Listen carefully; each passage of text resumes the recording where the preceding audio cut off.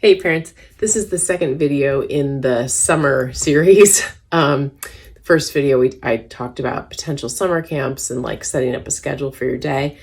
And then I thought I'd do a couple more videos about like just little games you can play and things to help support your child in all different ways, you know, academically and socially and all that kind of stuff. But for language development, there are lots of different kinds of games you can play. I'll put this up a little better so hopefully you can see it. The first one I wrote was memory game. It's kind of like that game called concentration where you have a bunch of cards upside down and you flip it. And so like you'll have like two cards, maybe two have the letter B and then you have other letters under there and you flip a B and then you have to try to find another B. And if you don't find the other B, you don't get a match and you have to turn them back over. And you try to find the other B. So for little guys, what you can do is you can have them be letters, like I was just suggesting. You have to have two of the same letter in your array of cards. And you could do things like, what's the letter called? What sound does it make? What's something that starts with that letter? You could you know, take their learning a little bit further. Then the next step might be words, sight words. They've got two thes, two A's, two ands, two cans, and then they have to try to find them and match them and put them aside. It's really good for working memory. It's really good for word and letter development. So, and it's easy. You could just take index cards and make your own. You don't even need to you don't have to buy a deck or anything like that. You can just make the ones that you want your child to work on. So that's memory game. The next one is Boggle. That's an actual game you can buy. It's cubes and you shake the little box and then you create words. It's kind of fun. And I'm sure there are tons of word apps and stuff on phones that you can play with too. There are word finds and scrambles you can do. You can play, Wheel of Fortune with the kids. There's the new Wordle, craze that everybody's doing. And now there's a Quordle. So it's like four Wordles at a time. You can encourage your child to write stories or make lists. Like when you're going to the grocery store, have your child be the one in charge of the list, writing the stuff out and then telling you, oh, we need to make sure we buy milk or whatever.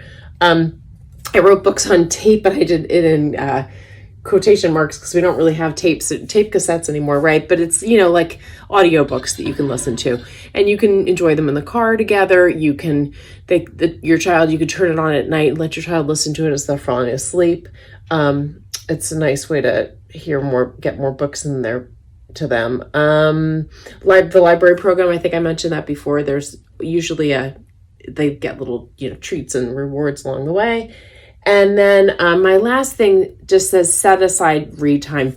That set aside time for them to read some by themselves. Maybe you can read with them too. Teachers talk about this thing called summer slide every year, which is, the child gets up to a certain level in their academics and then they have summer and they don't do those things. And then they come back in the fall and they've sort of slid down again. They've lost a little bit.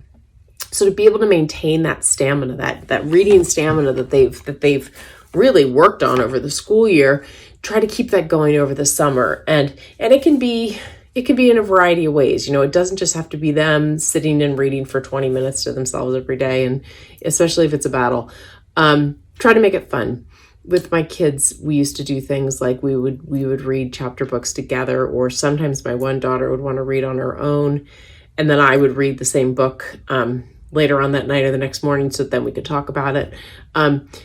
And just find some series that you enjoy together. And that's a great way to sort of promote the excitement around reading. And I'm sure there are a million other apps and games out there that I don't even know about. So just enjoy it and try to find some fun stuff. And along with that, the memory game I was talking about, or any of those kind of board games, it's also time with you, right? It's time that they're bonding with their family. And that is invaluable. That's just super special stuff. So anyway, I hope you have fun with it. I hope some of these will help give you some ideas of ways to be a little more creative and have fun with it. Okay, thanks.